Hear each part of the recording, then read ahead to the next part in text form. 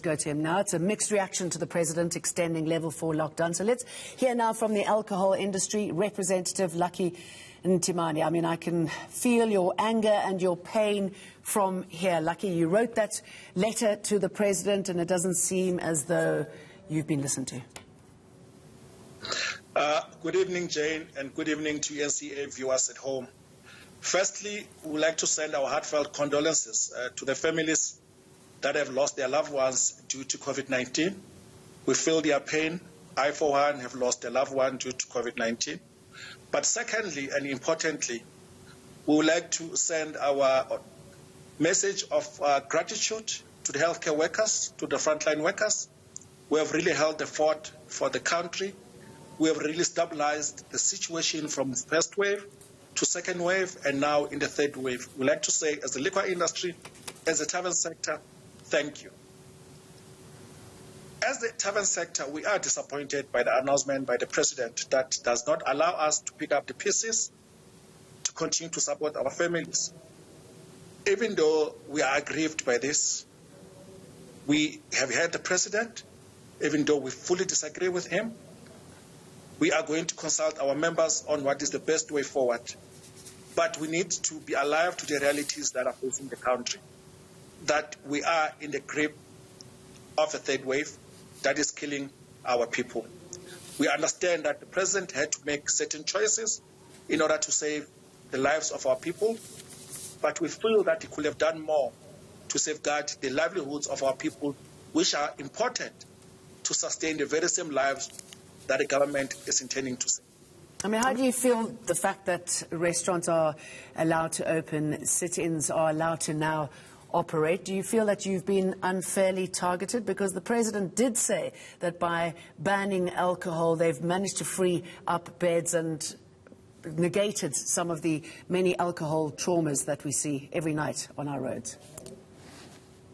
We are relieved that this restaurant sector has been given that reprieve. At least some few jobs will be saved in that space. Some few restaurants will be able to trade one extra day. Some families will be able to go to bed with something in their stomach. Of course, we are disappointed that the taverns are not allowed to trade, that the president didn't take heed to our advice to let off-premise be the guiding principle of selling alcohol under the third wave. We feel that, there was room for president to really move and allow us to sell alcohol for people to enjoy the comfort of their own home. Because if you look at the process of buying liquor and enjoying at home, it's the same as buying any other grocery. For the fact that the president continues to undermine the people of the country by not trusting them to do the right thing, by not trusting them to drink alcohol in a responsible manner, is something that surprises us. But, we are hopeful that, there will be a change of heart going forward, that the alcohol industry will not be unfairly targeted like it has been, for the past almost 150 days that we have not been allowed to trade. But okay, Lucky, let me jump in here. I mean, the last 2 weeks, from what you've seen happening there, now you've got another 2 weeks. What do you expect to happen? What are your projections? I can tell you for sure that our members are not going to survive this. Out of the 34,500 taverns, almost half of those taverns will not be able to come back online. The announcement by the president was a death knell on our sector. The 250,000 jobs that are dependent on the tavern sector are not going to come back. That person in KwaMashu, in Umlazi, in Khayelitsha, who had hanged his uniform, ready to go to work tomorrow, is not going to be able to do so. And over and above that, he's not going to be able to feed his family. And the announcement by the president around the test issue is disingenuous because the president is well aware that taverns do not qualify for the test. Since the advent of lockdowns in the country, we are yet to receive a single cent from government to support our families, to support our businesses. So yet once again, we are left on our own to fend for ourselves without any government support whatsoever.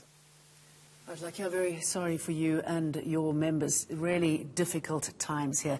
Lucky.